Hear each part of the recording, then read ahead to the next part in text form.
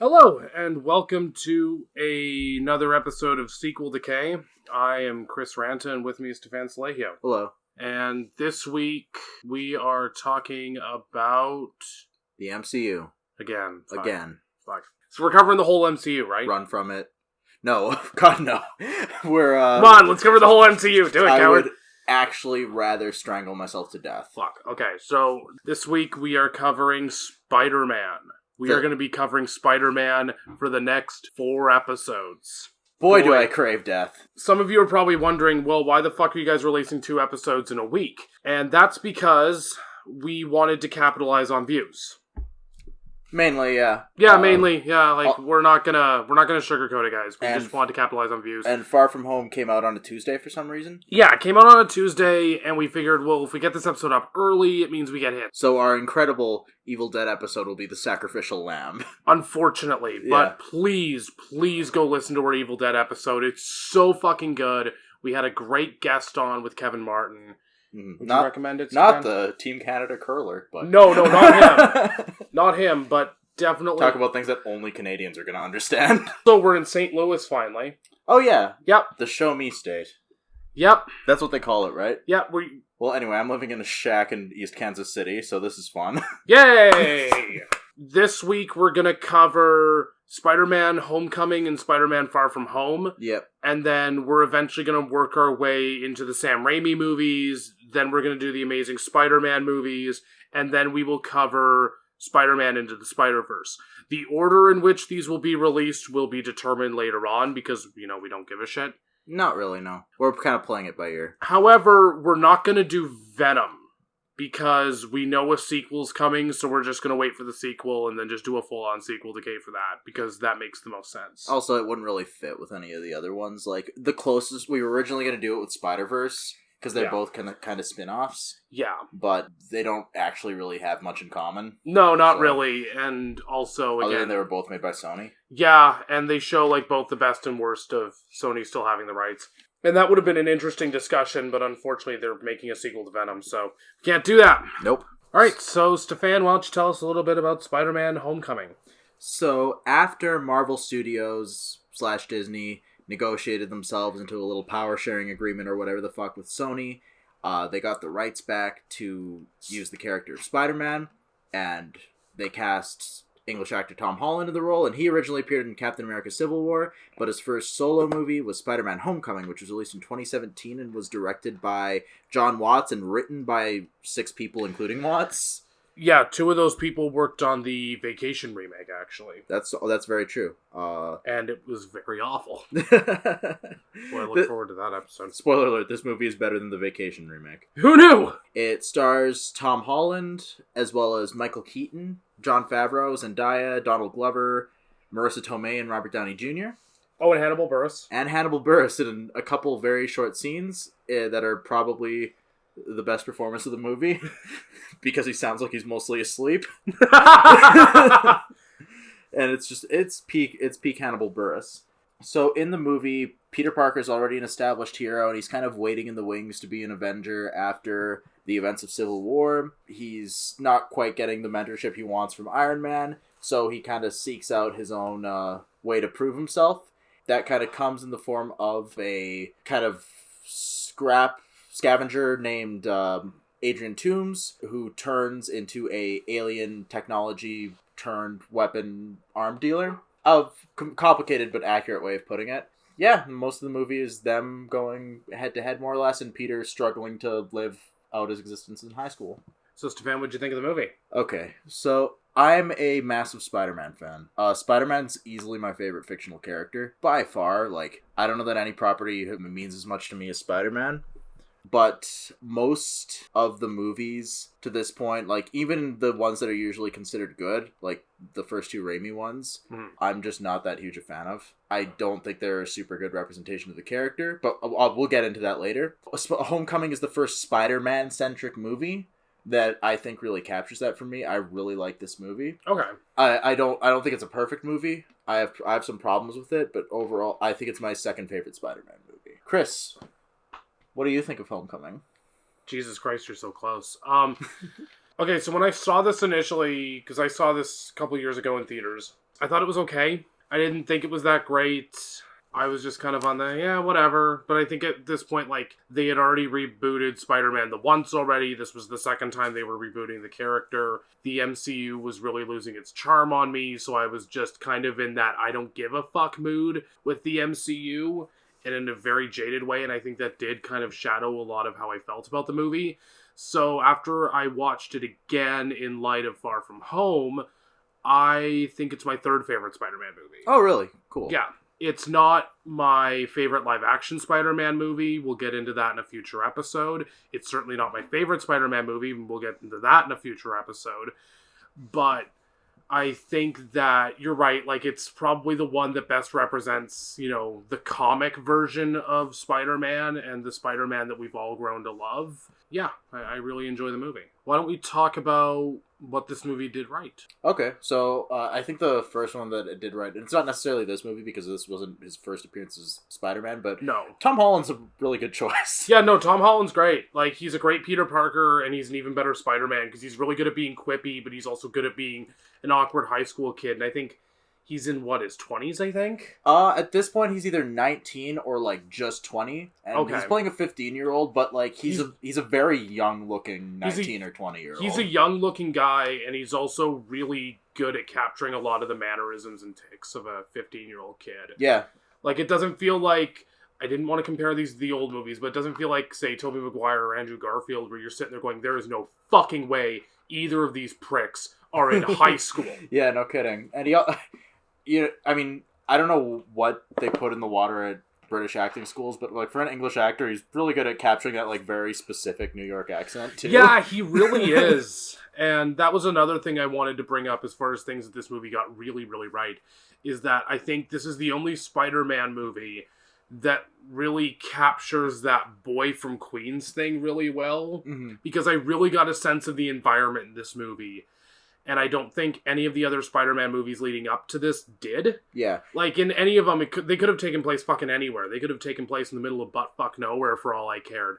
But in this one, they really put in the work to make sure, like, that Queens was a huge part of his fucking identity. Yeah, exactly.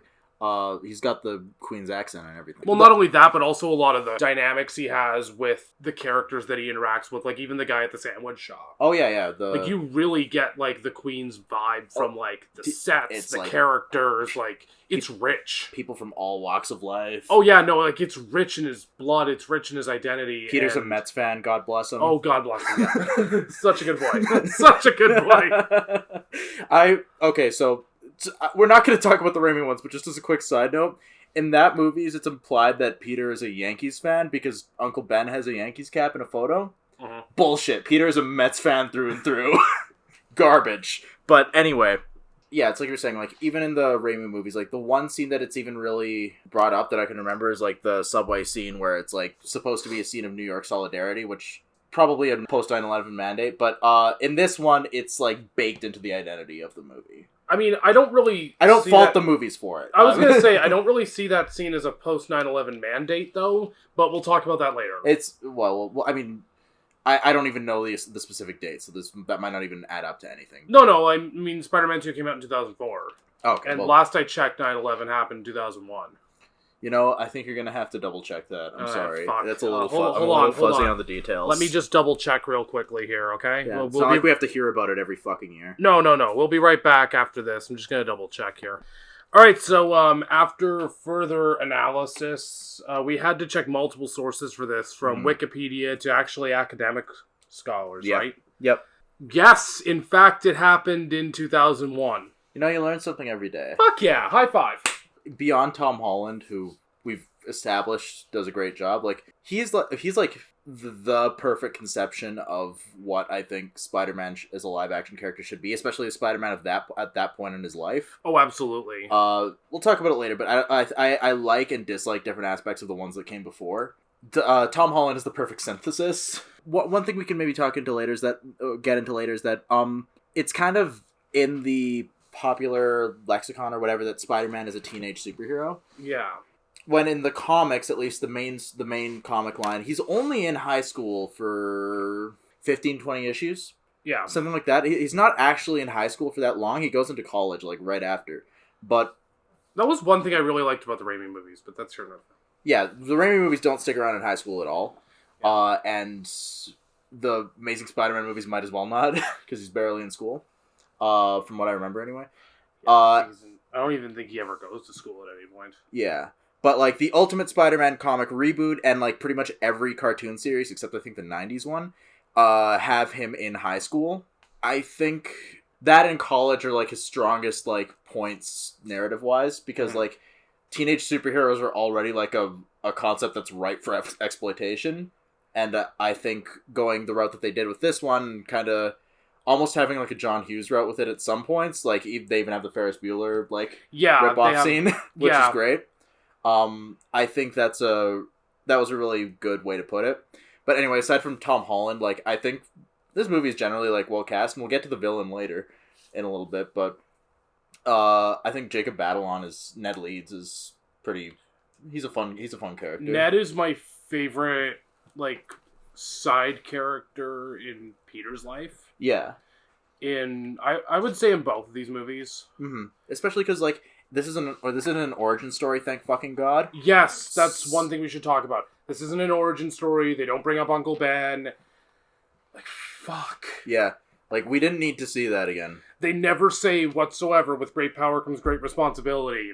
Even though I'd say that's the central thesis for both of these movies. Yeah.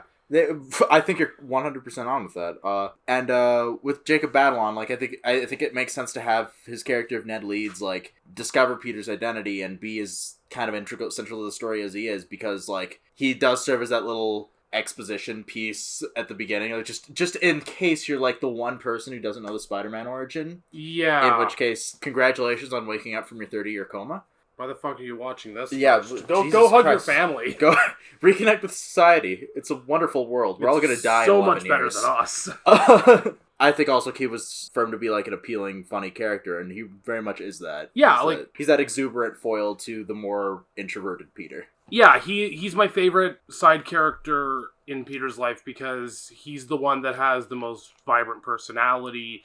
He's the one where I can actually pick out character traits from him, and I can go, oh yeah, like, he's really funny, he's very nerdy, he's really fanboyish when he finds out that Peter's Spider-Man.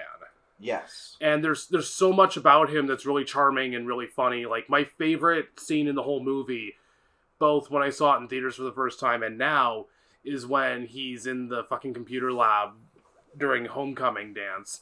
And what are you doing? I'm watching porn. Like, that's like, just that delivery of that line is great. It feels so in character for him. He's a really well written character, and I think that brings me to my first problem with this movie, and I think my biggest problem with this movie. It's also a problem I have with Far From Home, more so with Far From Home, but definitely with this as well, is that I find that the other kids aren't that interesting. I can't really pick out any discernible traits from any of the other kids. Like, Liz is just the love interest. Liz is not that interesting. She's more interesting as the plot device that she is later in Homecoming, which we'll get to when we talk about. Oh yeah, Michael no, Keaton. she's basically just a plot device at that point, / love interest. Zendaya is basically just there to say a couple things as MJ. In the first movie, yes. In the first movie, yes. In the second movie, you get more from her, a little bit more, but I don't think they fleshed her out enough yet. I don't think she's a fully formed character or anything, but I think I've picked out enough traits from her that, like, I have a good enough sense of who she is. Yeah, and then everyone else is just kind of the same, like, that quippy kid. Yeah. Like, I noticed that more in Far From Home. But I think the only one who doesn't fit that mold is Flash Thompson, but only because he's kind of like a one-note dickhead. Which, yeah. Yeah, Flash Thompson, well, he fits that mold in Far From Home, I think. But I think in this one, he's just kind of one-note dickhead for sure. But you do learn a little bit about him in Far From Home, which maybe they'll develop in more movies, but as of right now, he's kind of underdeveloped. I feel like they're really wasting a really talented actor. Tony Revolori is really good. Oh my fucking god, yeah. He's the same guy who played the kid in Grand Budapest Hotel. Fantastic movie. Watch Grand Budapest Hotel instead of either of these movies. That's it for our episode. We're done. Thank you for joining us. Thank you for joining us at the Wes Anderson Variety Hour. Hope you like that 18 and a half minutes of Spider-Man and 30 seconds of Grand Budapest Hotel. Whee! No, but, like, I don't know. It just bothers me that, you know, like, they do so much with Ned, and I mean, they did a great job with Peter. Mm-hmm. But I wish that they did more with the other kids, especially since they do play a huge part in certain scenes in the movie. Mm-hmm. Like, I didn't really feel anything during the Washington Monument scene with those kids. I mean, I knew Spider-Man was going to save them, obviously. I think I was more into that for what the cool thing that Spider-Man was going to do, just because, like, one of the coolest things about Spider-Man is how most of his heroics is based around problem solving. Oh, yeah. Like, all the sequence, or all the moments in that sequence involving Spider-Man were great. But anytime it cut back to the kids and going, these are the stakes, it's like, eh.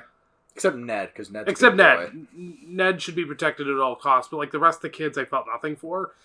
And I think for a movie to throw some stakes on the rest of those kids in a scene like that, where they haven't really fleshed them out that much, feels kind of disappointing.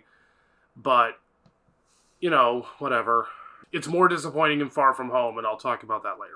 Okay, so say what you will about, like, the kids as supporting characters, but there's some pretty good, like, kind of short adult performances. Oh, yeah. Like, Donald Glover is in it for, like, 30 seconds. Martin Starr, I think is his name, is the teacher. He's in a lot of Judd Apatow movies. Yeah. He has the one line where it's like, I'm glad we didn't lose a single kid. Not again. And you get more of him in the next movie, but I think that's his funniest line in either movie. I think he's funnier in this movie than he was in Far From Home. In Far From Home, I think he got a little overexposed. Yeah, I think so. And then you also have Hannibal Buress. Who's basically just reprising his role from the Eric Andre show. I don't think I've mentioned on the show yet, like, how much I love the Eric Andre show and how much I love Hannibal Buress. Oh, yeah. Wait till we do the one-off on the Eric Andre show. Oh, can we? Yep, yes. I have a lot to say about that. Oh, I love the Eric Andre show. But, yeah, he's fucking brilliant in this movie. Oh, yeah, because he's basically just... It's just Hannibal Buress playing himself. Nobody else could have said those lines. No, God, no. God, and I also love the little moments when Chris Evans plays Captain America in those fucking training videos. Those are absolutely hilarious. Yeah. So you got detention. Yeah. Like, those videos are great. Robert Downey Jr. is terrific in this movie. Yeah, Robert Downey Jr. I think this is the best... Okay, so, like, beyond, like, Endgame and I would say the first Iron Man and maybe the third one. Maybe Civil War?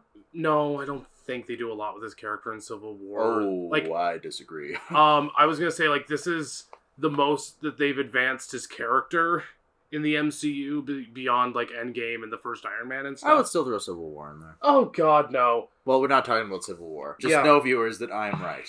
Just know that I'm fucking... Fuck you. I'll kill you. I'll fucking kill you. I was kind of worried when they announced it because it was like, oh, fuck. Right after Civil War, we're going to have another Robert Downey Jr. and Chris Evans fighting for the soul of Spider-Man. And it's going to fucking suck. And I was like, oh no, Robert Downey Jr. is like barely in it, but he's really good when he's in it. Well, I was more worried that they were just going to kind of shoehorn him in. Mm-hmm. But they do a really good job at making sure, like, no, he is... Like, I love how they kind of treat him like he's kind of like a father figure for Peter at this point. Yeah. And it works really well, and it really helps with Peter's character arc in this movie, and also in the next one. Definitely in the next one. Yeah, definitely in the next one. But I think these are some of his best scenes as Iron Man. Oh, well, that's what I mean. Like, these are some of his best moments as Iron Man. These are some of the best moments of Tony as a character. Because I find that in Civil War, his arc seems a little redundant. But we can talk about that. It does hit on a lot of the same beats as Ultron. That's what I'm saying, yeah. Okay. I get what you're saying. Marissa Tomei's Aunt May was a strange choice. Yeah. I don't really have a problem with it. It's just very much something that very kind of out of left field. I have like zero problem with it, and she's fine. Yeah, no, she's really decent in this movie. Yeah. So I don't know if she needs any more elaborating on, but I don't know, like Marissa Tomei's a good Aunt May, sure. Yeah, sure. I mean, I don't think Aunt May necessarily needs to be a 90-year-old fossil who just won't fucking die already, but... No, and I mean, she's really good in this movie. She's barely in it. She barely makes much of an impact, but I think that's more on the writing and that's less on her. Yeah, she's barely in the next one, too. Which is too bad, because the Peter and Aunt May dynamic is probably one of the best things about the character. It is actually really solid. I think that's actually one thing the Raimi movies do quite a bit better.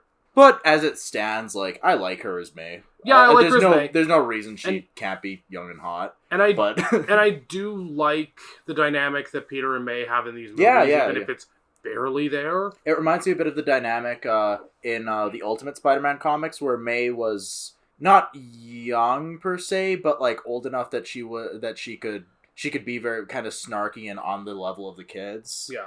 Yeah, so let's talk about Michael Keaton now. Yes, let's talk about Michael Keaton. Okay, so I'm so here for the Michael Keaton renaissance that has basically been in our cultural zeitgeist since Birdman came out. Mm-hmm. I fucking love it so much. And I'm so glad he got to play a villain in a Marvel movie.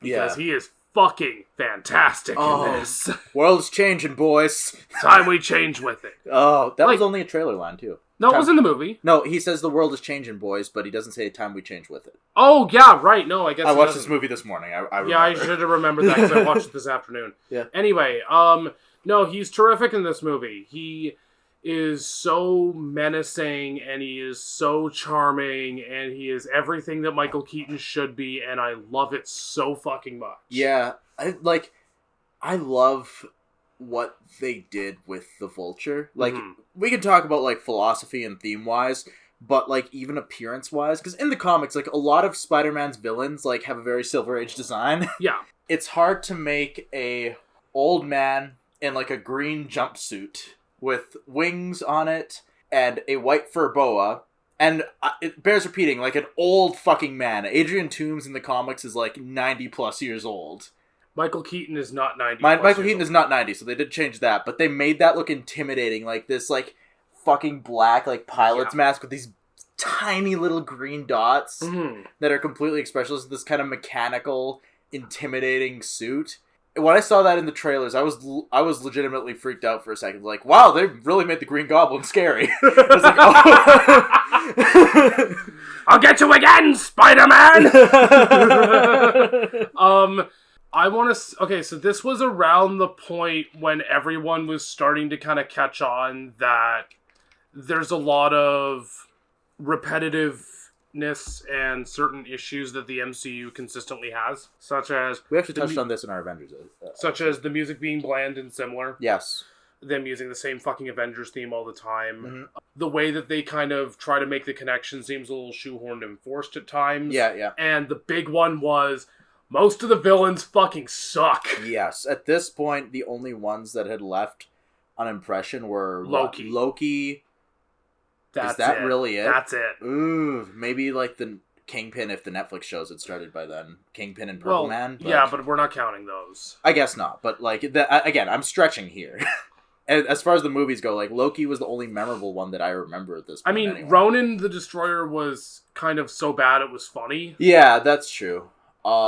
Like, that's the only reason why I remember Ronan, because he was, like, that fucking bad as a villain. I don't know if it was intentional. I guess you could say Winter Soldier, but that's kind of riding the line. That's kind of riding a line. Yeah. The villain in Civil War was pathetic. And that's the thing, like, it's Zemo is just not memorable for me. No, he's just a pathetic villain. But either way, so... at this point, we were all very kind of blah on, like, the villains in the MCU and stuff. And between this and Guardians 2, I'd argue. Guardians 2 is Ego is a great fucking villain. Between this and Guardians 2, I think that the MCU really started to kind of understand that. And they started to kind of fix it a little bit. Mm-hmm. And holy shit, I want to say that Michael Keaton's Vulture is like top 3 MCU villains for me. Oh, he's certainly top 5 for me. He might be top 3. Yeah, he's fucking great. Like, he is so charming. He is so intimidating. He doesn't fit the... I repeated this already.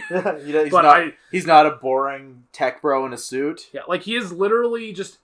he is everything... like, Michael Keaton's performance is everything that I wanted Michael Keaton to be. Oh, yeah. Like... they really took advantage of the fact that they casted Michael Keaton, and they just let him use every Michael Keatonism in the book. Like, he is so good in this movie. Yeah. It's...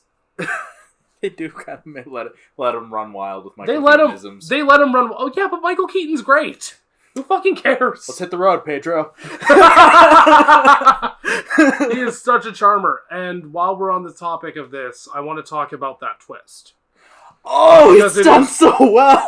Even watching it again, it's like, that was clever and it was smart. So basically, okay, for those of you that haven't seen it, the 5 yes. What happens is Peter is about to pick up Liz on his date, and he's been tracking down the Vulture for a while, but he doesn't know who he actually is. He knows what he looks like. He can't put a name to a face. Yeah, though. he can't put a name to a face. He knows what he looks like, though. So when he knocks on Liz's door for homecoming, and Michael Keaton answers the door, Peter just stands there, the music just stops, and he's like shitting bricks at this point. And the next 5 minutes are like the scene of him with Liz's parents at their house, and then Vulture driving them to school, and then Vulture threatening Peter. Yeah. And that's some of the tensest moments in a superhero movie I think I've ever seen. And I love how it takes Michael Keaton how it takes Adrian a while to pick up on the fact that Peter is Spider-Man. Yes. Like, I love how that's like what's driving the tension of the scene is him starting to kind of piece it together based on what Liz is saying. And you can feel the gears turning in his brain. Oh, yeah, you can fucking feel it. It is so good. It is so smart. And that's a thing that, the Amazing Spider-Man did and the Raimi Spider-Man movies did, is that they made the villains in the comics personal and close to Peter. Mm-hmm. So to reincorporate that into the MCU, but to do it in such a clever and smart way was really refreshing. Yeah, one of the kind of central components that basically every Spider-Man Rogues Gallery needs to have, because if you don't have it, then it's going to fall flat, is that the villains are all kind of close to Peter in some way. Yeah. That's why the Green Goblin relationship is so compelling. That's why the Venom relationship is so compelling. Vulture and Mysterio Rhino, those don't really have that connection, which is why they're not especially interesting in the comics all the time. No. You have to kind of work around that. Yeah. So when you give Vulture that connection, which was not there in the comics, Liz Allen and Adrian Toomes are completely different characters. Liz Allen is a college friend of Peter's who dates Harry Osborn for a while. Mm-hmm. Adrian Toomes is like a scorned Oscorp employee.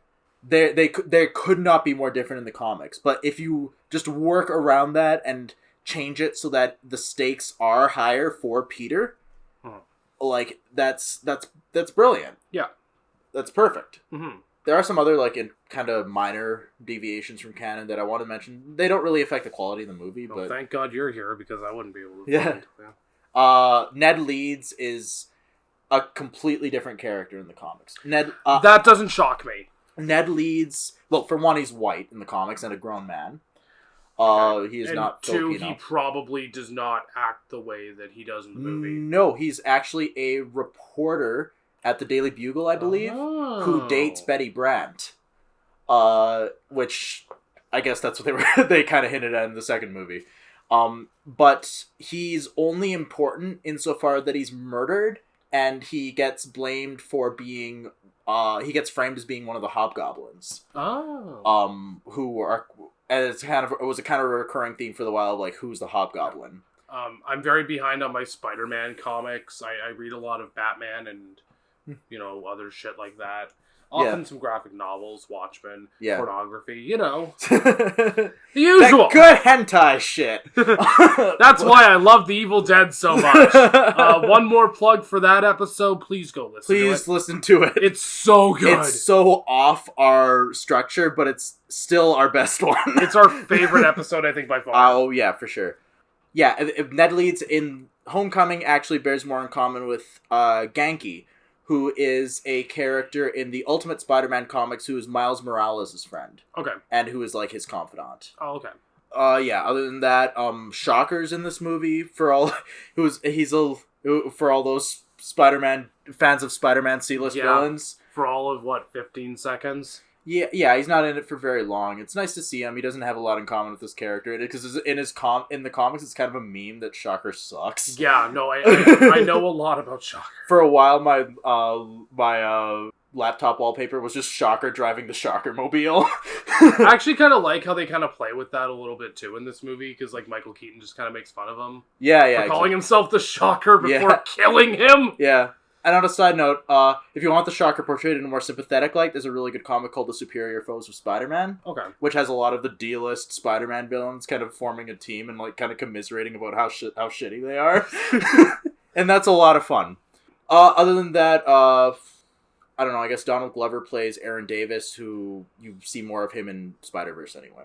Okay, so in the original, 60s Spider-Man comics, Peter was, yes, a nerd, and he was picked on for that. At least that's what he was picked on for initially, but after becoming Spider-Man, most of the reason that people disliked him was not because he was a nerd, it was because he was seen as being aloof and distant, because he was away doing Spider-Man shit. And also he was a bit of a nerd, so people interpreted that as him thinking he was better than that, and him being unable to keep a commitment. And over the years, that kind of twisted itself into Spider-Man is picked on because he's a nerd, which is what you see in the Raimi movies. And I would disagree with that, but no, maybe I just need to rewatch the Raimi movies, admittedly, but that was the general theme, was that if you told Spider-Man's origin, he's picked on because he's a nerd. Yeah. One could debate. I don't think that's super compelling in the first place, but it's less. It would be less compelling nowadays, just because nobody is really picked on for being a nerd anymore. No, not really. If anything, the nerds are the ones bullying everyone else. Yeah, exactly. Why don't Brie Larson date me? Why can't they remake The Last Jedi and Game of Thrones Season 8 and Terminator Genesis and the Chips movie? But without women? Is that where you were going? Yes! That's where I was going. That's why. Why would they make an Evil Dead movie with women? Exactly. What the fuck is this? Why the fuck is there a girl Ash? Ash never had a fucking Jesus. Peter is he's not straight up disliked in this movie by anybody except probably Flash. And Flash is just kind of one-note dickhead. Mean one-note dickhead who's kind of on a power trip, and it's hinted that he's insecure because he has rich parents who don't love him. What they do kind of think he's a loser for is not so much being a nerd, because it's a science school, everybody there's a fucking nerd. Yeah. It's because he can't keep commitments, and he's seen as kind of aloof and flaky and above it all. That's the crux of his entire relationship with Liz. Yeah. Is that she likes him, and he does like her, but Spider-Man keeps getting in the fucking way. Mm-hmm. And other movies have done that or at least that dynamic in different ways, but I like the way this movie did it too. Yeah, of course. One minor note I wanted to note is the music, which, it's fun. It's fucking MCU music. It's fine. I like the fact that at the Marvel opening credits, they brought back the 60s Spider-Man theme. I was going to say, no matter how, I think that's the one thing, because they do it in the Raimi movies too. I think that's just the one. I love how they keep bringing that fucking song back. Going into this movie, I was like, oh, fuck, what if Chris is right? What if this movie is trash and I'm just blinded? And then I go in and, the 60s music plays, fuck yeah, this is the greatest movie ever made. Chris is full of shit! And then I texted you later going, yeah, I was wrong. I actually really like this movie. Yeah, and just a quick note. When people say, we need a Ramones song in this movie, can it please stop being Blitzkrieg Bob? Can you guys please take notes from Richard Linklater and put in something like, my brain is turning upside down, or fucking anything else? Yeah. How about the KKK took my baby away? Oh, I love that song! Actually, oh god, yeah, we used to listen to that one all the time when we were in fucking school. Yeah. Junior high was a great time. It was. Teenage Lobotomy, fucking pick one of the ones that isn't horribly offensive and outdated for its time. Its time now. Why not? Rockaway Beach. Rockaway Beach. Yeah, that's perfect. That would have been great for Far From Home. Yeah, definitely. Fuck yeah. Anyway, so yeah, that was my point. Do you recommend Spider-Man: Homecoming? Oh yeah, I definitely recommend it. If you're a Spider-Man fan, you're probably gonna love it. Yeah. If you're an MCU fan, you're definitely gonna love it. If you're not into superhero movies, I would probably suggest against it, because there's probably nothing here for you. But unless you're really into teen comedy stuff. But yeah, I definitely recommend it. It's my second favorite Spider-Man movie. I could come back to it pretty much any day and feel happy that I did so. I'm gonna strongly recommend it as well. I think it's really charming. I think it's really funny. I think that it's a very smart and grounded movie, actually, for the MCU, which is really surprising, because sometimes these movies get really stupid. And yeah, I really enjoyed it. Michael Keaton's great. Tom Holland's great. I wish they did more with the side characters, like I said. I think that's my biggest complaint with the movie, is that a lot of the side characters are just boring and uninteresting and have really nothing going for them besides that they exist. Mm-hmm. And yeah, get ready, kids, because we're going to talk about the sequel. Right after this message from our sponsors. Did you forget about the sponsors? Look, I showed ATB Financial my... Well, I mean, that was the last in a long list of mistakes we made with ATB Financial. You're right, but... my is very long. Jesus fucking Christ. Hi, welcome back to the show. I hope you liked our sponsor. Yeah. Well, support us on Patreon. Spider-Man: Far From Home. Give me that. That's laptop. a movie. Chris, that's a movie. Give me that laptop. That's I'll tell you all about it. Yeah.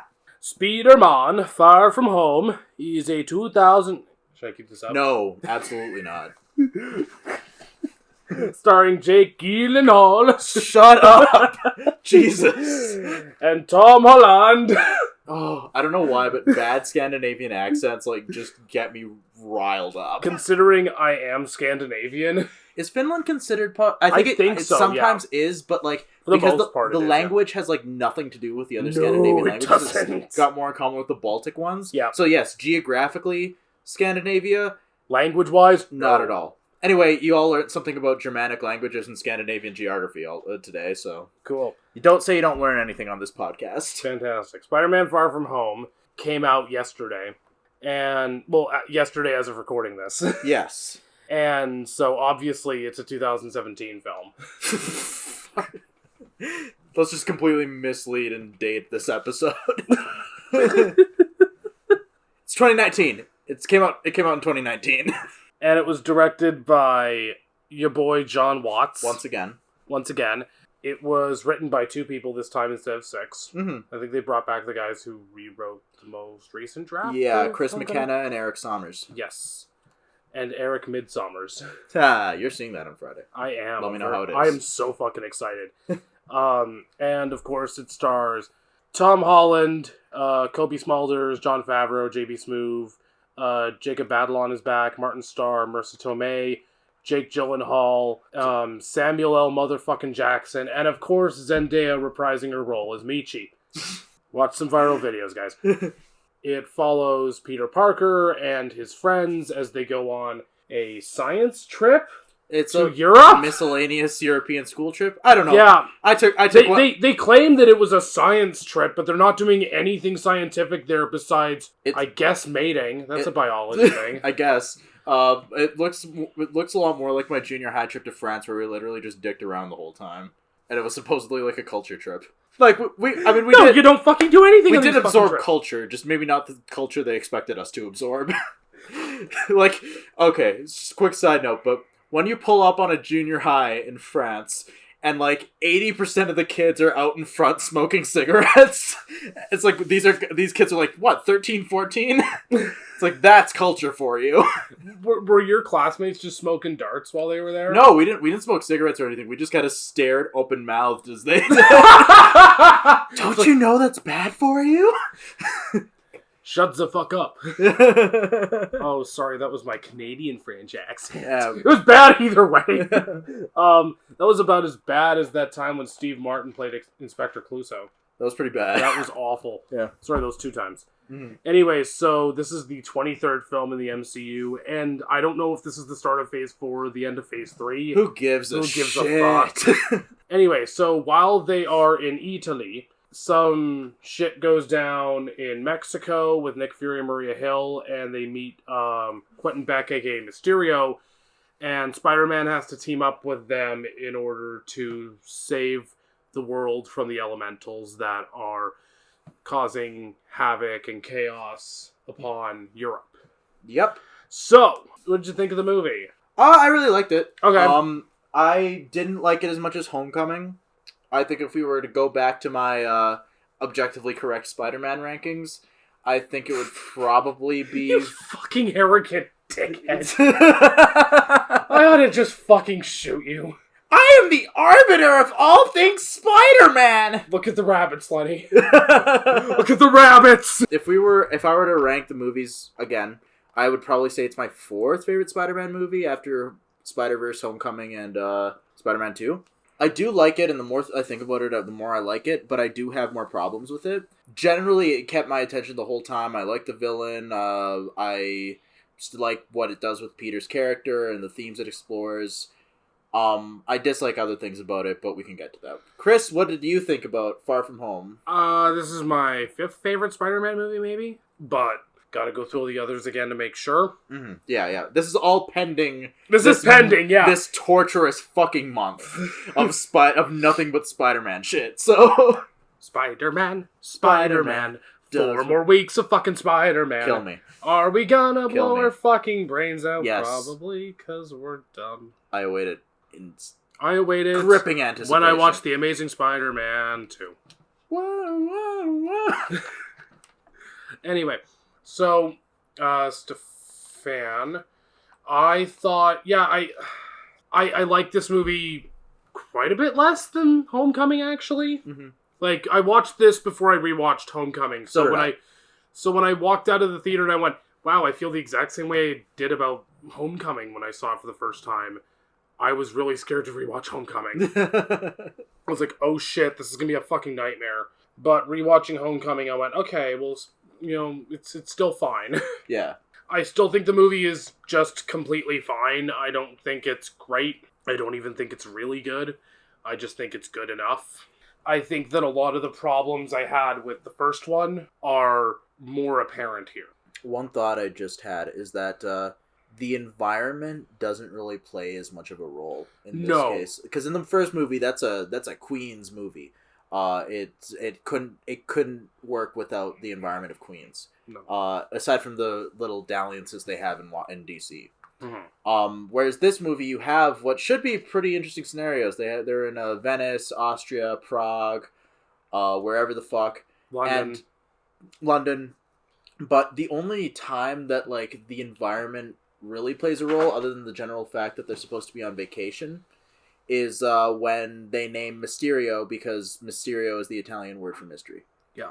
And I don't know, like it doesn't bother me too much because like it makes for some good imagery sometimes. I like looking at old European cities. Yeah. But there's not as much of a connection as there was to Queens. No, and I think that's an issue. And also, because you had mentioned to me before I went and saw it, because you saw it before I did, Yeah. that the first half of this movie feels more like a slice of life thing. Yes. And I think a lot of Homecoming feels like a bit of a slice of life thing too. Also true. But I think that Homecoming does the slice of life thing a lot better than this movie does.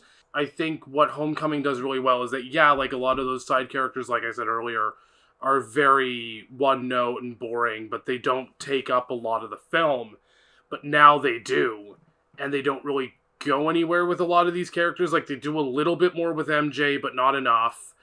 They do very, very little with Flash, but nowhere close to enough. Mm-hmm. Like, they do a lot with Happy, though. That was actually one character I forgot to mention, because he actually does have a little bit of an arc in Homecoming, but I guess it's appropriate to talk about him here, because he actually does grow a lot as a character here. Yeah. Also, I forgot to mention this, but I will bring it up in the description and everything. There's going to be a shitload of spoilers for Endgame. Shitload of spoilers. So if you haven't watched Endgame yet, you might want to turn around now. Spoilers for Endgame and spoilers for Far From Home. Yeah, and huge spoilers for Far From Home as well, obviously. So, yeah. If just in case you don't skip the way to the end, I recommend this movie. Chris? Soft recommendation. Okay, cool. We're good to go. Great. Alright, so a couple seconds, and then I will finally say it. Mm-hmm. Tony Stark's death... Yeah. Has a huge impact on this movie, and I think they did an amazing job with that. Yeah, I think the strongest part of this movie is the thematic core. Yes, the strongest part of this movie is watching Peter cope with Tony's death, as well as what's going to happen to him after that. Yeah. It also ties into the fact that these movies, without once saying the words, with great power, there must also come great responsibility. Yeah. They convey that theme. Yes. 100%. Very well. Like, because all these movies are about what the responsibility of being a Spooderman entails. Yes. And, like, what the toll that is taking on Peter's personal life. Mm-hmm. And what he should be sacrificing and shouldn't be sacrificing in order to truly help everybody that he feels he has a responsibility to be helping. Oh yeah, and this movie does an amazing job with that. Yeah.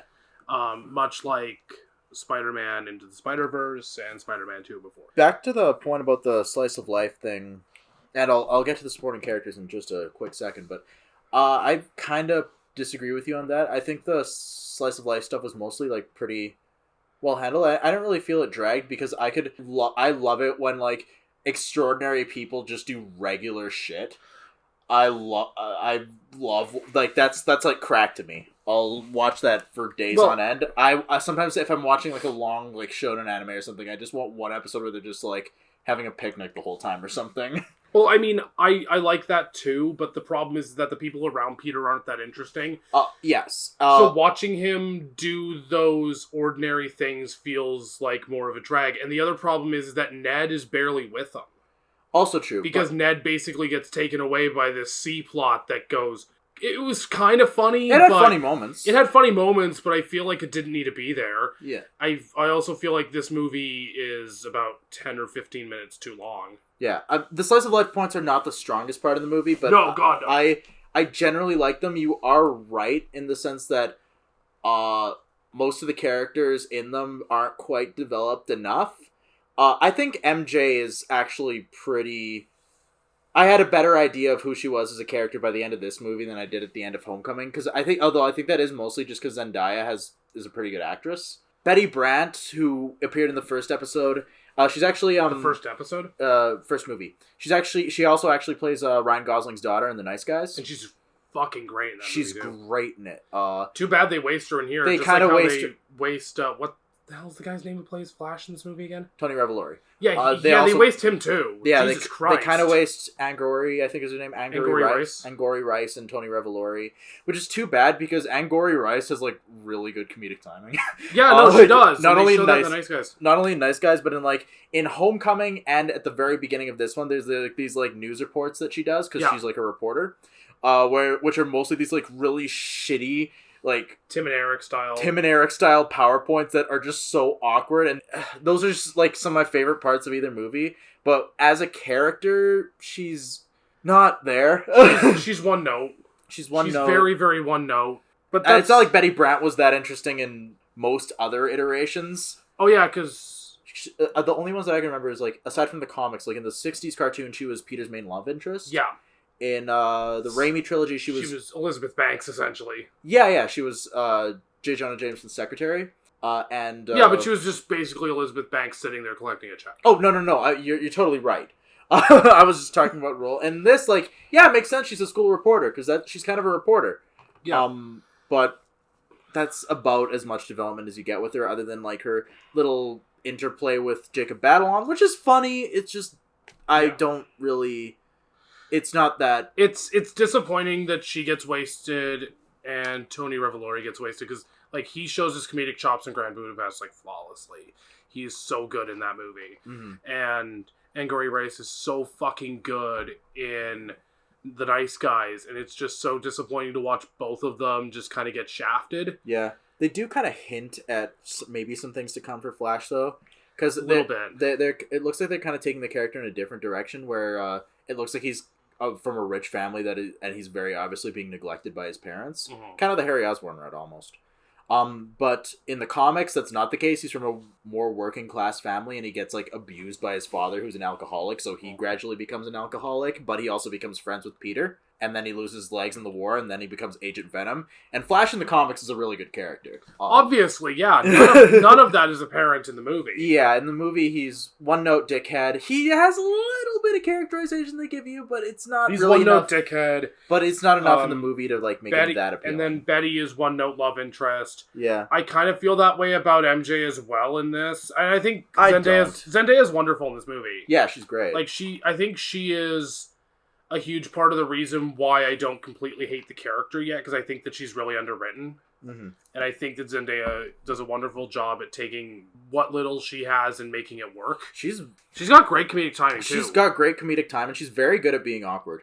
For somebody who's if you've seen an interview with her, or just kind of her public persona, she's very kind of outgoing, at least from what I've seen. She's very good at reining that in for this role.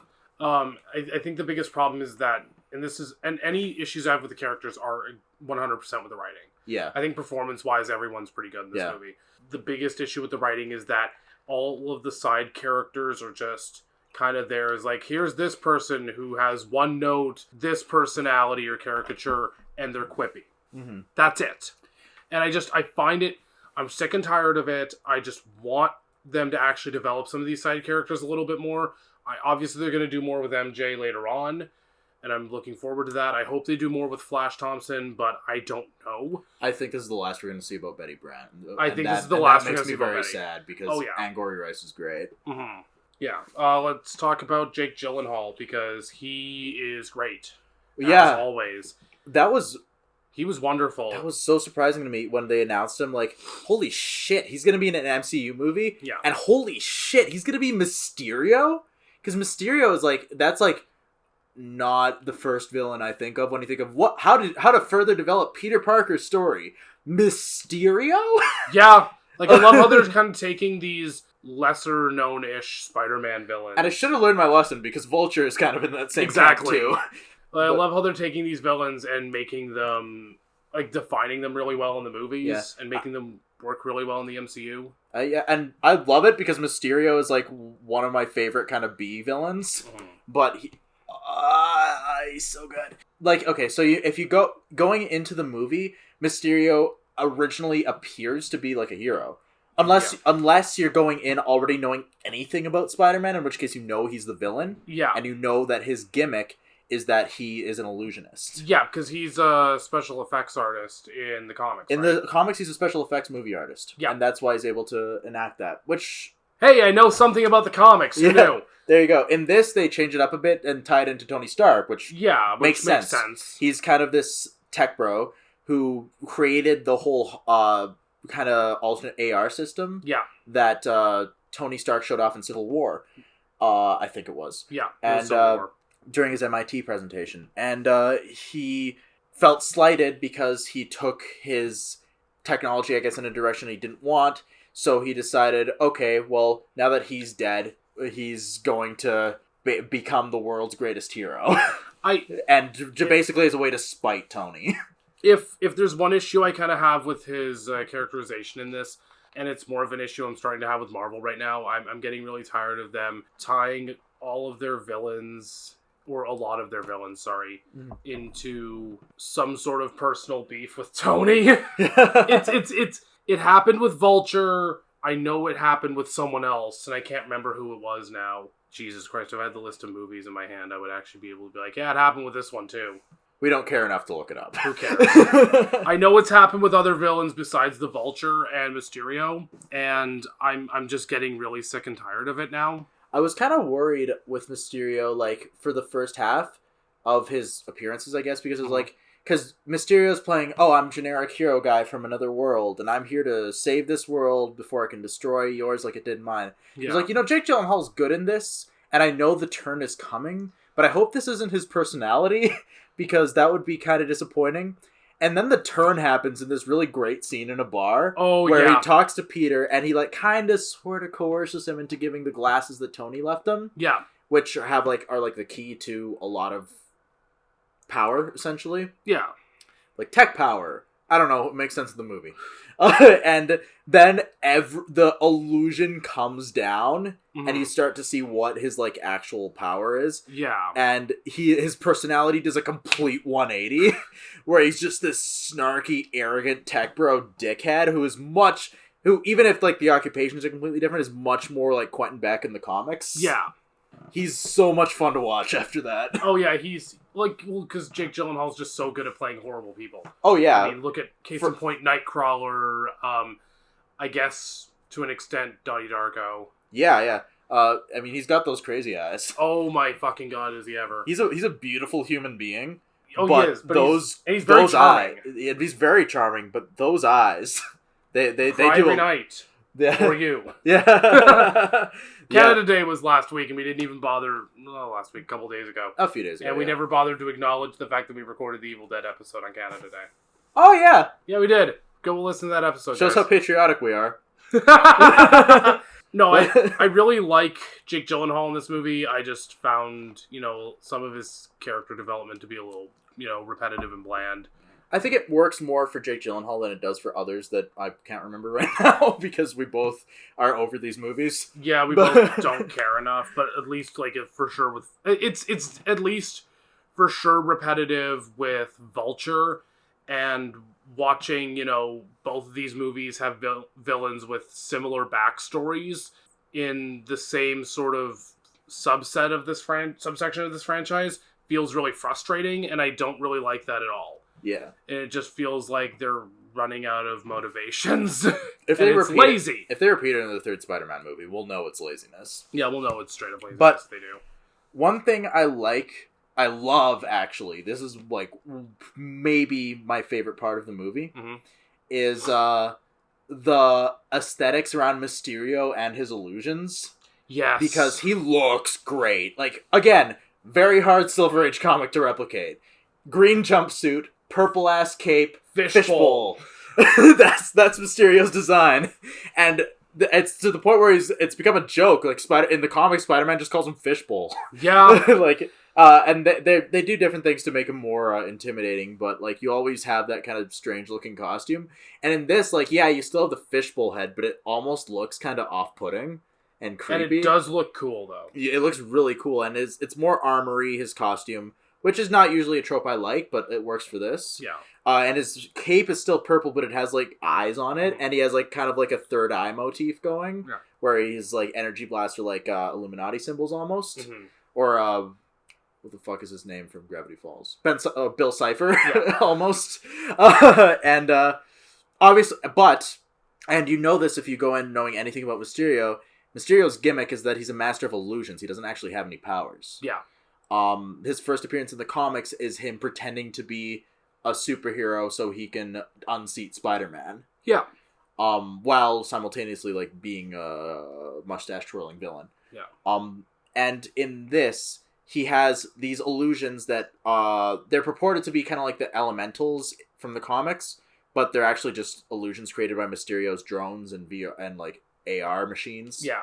And then when he actually turns his attention to Peter specifically and starts assaulting him, he creates entire environments, and they just sometimes devolve into surreal mind trips that if you've played Batman Arkham Asylum, the video game, they feel like the Scarecrow levels. Yeah. And they're so fucking good. Me and my brother, turned to each other in the movie theaters this is what we wanted from Mysterio. Oh, yeah, no, it was really surreal. It was really haunting. It was really creepy. This is what I wanted from Jake Gyllenhaal as Mysterio. Yeah. Was surreal, fucked up, creepy, crazy bullshit, and I loved every second of it. I ate that shit up like candy. Oh, it was so good. It's really nice to see an MCU movie have a visual style that's not called Guardians of the Galaxy. Yeah, Holy fuck. Yeah. It's... Oh my, that made the movie for me. If it doesn't have that, I'm much more middle of the road. But Jake Gyllenhaal and these scenes in particular, yeah, they're so good. Jake Gyllenhaal, those scenes specifically, and Peter's character arc in this are all terrific. Mm-hmm. It's just that everything else around the movie is really substandard and boring. I'm surprised that they've gone this far into the new Spider-Man series this far without dipping into the well of the Osborns. I'm happy they haven't. I'm glad because they've made it work. Yeah, they made it work. I'm not complaining at all. Honestly, they don't have to. They don't have to. Part of me kind of hopes they do, just because the Osborn relationship is such a kind of weird, twisted one when done right. Yeah, and kind of a good mirror to Peter.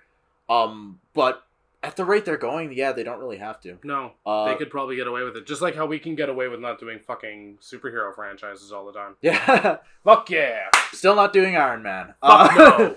Apparently, the Shield bodyguard, Dimitri. Yeah. That's supposed to be a reference to the Chameleon, but because the Chameleon's name is also Dimitri. But really, the only similarity they have if that was their intention, then I mean. I think it's one of those... Nobody would fucking know. I think this is one of those things where they, kind of It's kind of like what they did with Scorpion in the... Well, no, that was closer in Homecoming. But in the first one, they have a character named Matt Gargan, who's the Scorpion. Yeah. And he kind of fits into the ultimate conception of that character as kind of like a Mexican cartel leader. Yeah. and they've established him just enough that they could either use him in a larger scale or not. And with this, like, really the only similarity that this character has with the Chameleon is that they're both called Dimitri and they're both Eastern European. Yeah, that's really it. So I guess they could make a thing where, like, oh, but he was actually disguised as this guy. But, like, whatever. I think the only way I'd super care about seeing Chameleon is if he was, like, a B-villain to a Kraven the Hunter movie, which would be kind of cool. Anyway, so, Stefan, would you recommend Spider-Man Far From Home? Happy Hogan's fucking Aunt May. Yeah, I would. If you're a fan of the first movie and you're a fan of Spider-Man, you're probably gonna like it. It's not as good as Homecoming. Like I said, it's like my 4th favorite movie. Depending on how I feel about the first Raimi movie when we rewatch it, it might slot under that even. But it's got good moments. There's some good jokes. You get a lot of good character development for Peter. The best part of the movie, I think, is Jake Gyllenhaal. Yeah. And he's great, and the Mysterio scenes are incredible. And there's some good continuity with Peter's relationship with Tony and how that ties into the great Spider-Man theme of with great power comes great responsibility. Yeah. It's got problems, and I've talked about them, but overall, yes, I would recommend it. You're not gonna ask me, okay? So I'll just Chris, I'm sorry, buddy. No, you're not. Anyway, I'm not sorry. I would mildly recommend this movie. Yeah. I'm mostly on the it's just fine train with this. Like, I'm a little disappointed with it because I wish they did a little more with the characters. I love Jake Gyllenhaal in this. I think everything they did with Mysterio was great. Everything they did with Peter was great. It still really bums me out that, like, they spent so much time with these people, and yet I feel like I got absolutely nothing out of those side characters whatsoever. Mm-hmm. I hope they fix that in any future films, which I'm sure there will be more.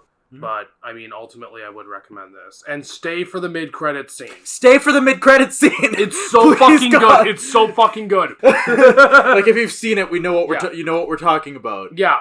We've said the spoiler warning, and I don't feel comfortable, like, spoiling it. No, I don't feel comfortable spoiling it either. But they did... Oh, it was so good. Even if you don't care about spoilers, just please. Just do it. Just do it. It's so worth it for, like, 5 seconds... 5 beautiful seconds. Oh, 10 glorious seconds in heaven. Yes. Might be the best part of the movie. Oh, actually, yeah. I think that might top the Mysterio scenes. That was actually the most genuinely unpredictable moment of the film. Yes, absolutely. I was shocked. I was like, oh! Like, what was your thought process? Because mine was like, so my thought process was like, they show a thing. They show a reveal, which is intriguing. Then they show another thing, which piques my interest. Then they show another thing, and I lose my fucking shit. Yeah, basically. Okay, so yeah, like, it was like, oh, that's really cool, actually. I kind of want to go see the third one when it comes out now, even though I have zero interest in the MCU at this point, besides Guardians 3 and this. Mm-hmm. And then the other thing happened, and I just kind of looked and went, oh! And I kind of started clapping, and I went, oh my god, I'm clapping! Yeah. Ah! Yeah, my theater lost its shit. Oh yeah, we lost our shit. It was great. Yeah. But everyone started clapping with me. I'm like, I don't feel like an idiot anymore. It was so good. Okay. But beyond that, mild recommendation from me, it's fine. But I don't think it's anything special, and I think it's, yeah, whatever.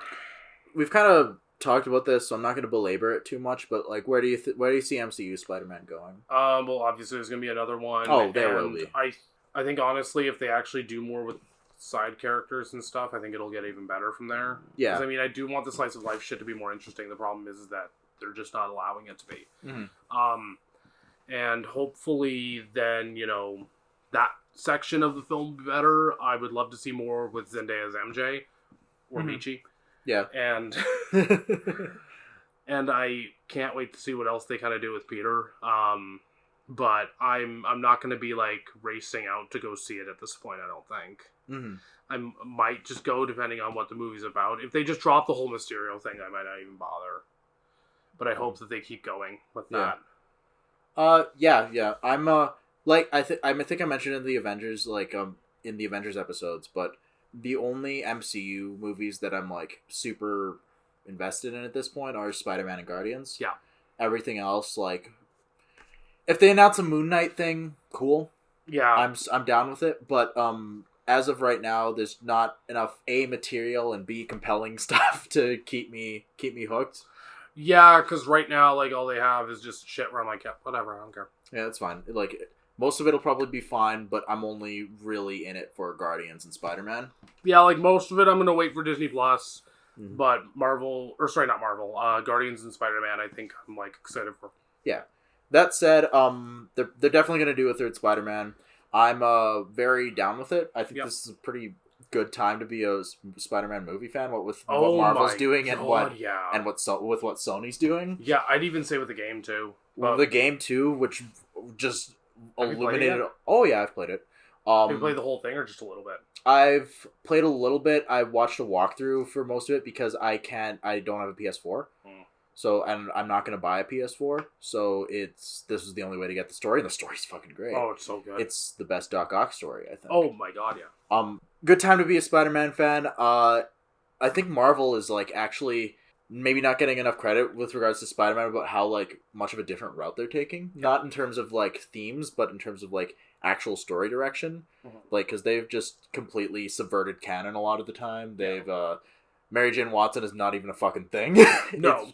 Essentially, because MJ's there, but she's a completely different character. Yeah. Which is good. Which is good, because I don't need the Kristen Dunst dynamic again. So I am down to see where they go. I wonder if next movie's going to be the one where they do bring in the Osborns. If they're going to do that at all. Yeah. Either way, I'm pretty intrigued. You know what I'd love to see the MCU do? What? Do a film adaptation of One More Day. Fucking kill you. Wait.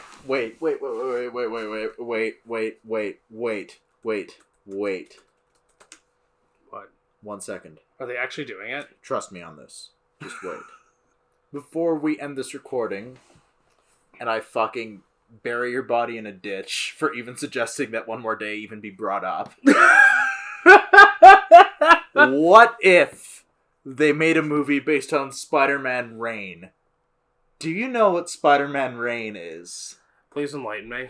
Spider-Man Reign, R-E-I-G-N, is... Oh, no. I think the idea was they wanted to do, like, the Dark Knight Returns of Spider-Man. Why? I don't know. But... So, obviously, they need a dark, gritty future. Because superheroes are only interesting when there's a dark, gritty future. And that's definitely only worked for the Logan movie and nothing else. Fight me, Dark Knight Returns is bad. But... Well, I guess Avengers Endgame, dark, gritty future. Oh, I guess you're right. Yeah, fuck you, Stefan!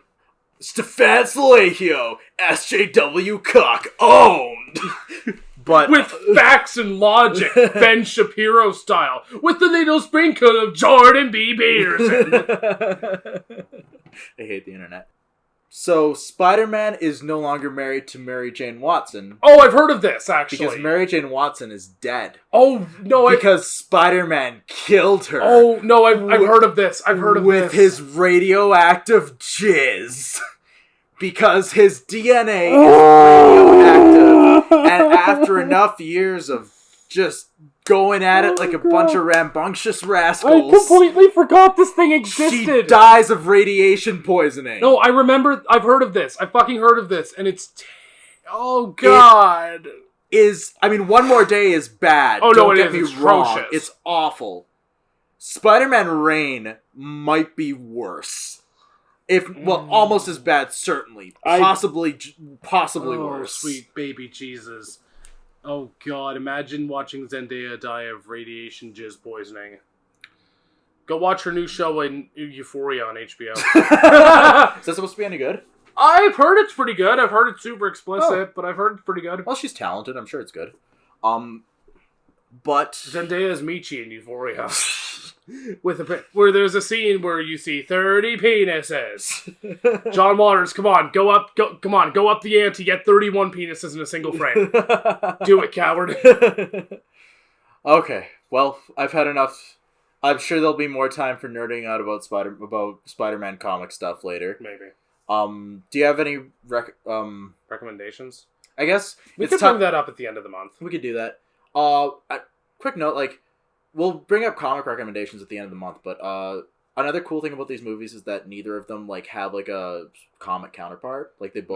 Neither of them are. You can't say, oh, well, that took elements from this and this and this. except at the most base levels. Yeah. They're both kind of stories created from the ground up, which I think is really cool, especially for a superhero movie. Yeah, for sure. Okay. Well, I've said what I need to say. Great. I'm done. Okay. Okay. Thank you for joining us this week again. Cool. Bye. Yeah. Get the fuck out of my house. No, we need the money. Patreon. Follow us on Patreon. Oh shit! Right. And Twitter and Facebook and Snapchat and Snapchat. Follow our private Snapchat, and you'll get to see our. Yeah, so you'll get to see that. Yeah. Stefan, do you think that's too much? I think it's just enough, Chris. Good. Okay. It's gonna be really cool when they see it on Snapchat. Like that's great, and like a little bit of the like mwah, chef's kiss, delicioso. You disgust me. It's yours, dude. How can it disgust you? I don't like to be reminded of the existence of my own. Goodbye, everyone. See ya!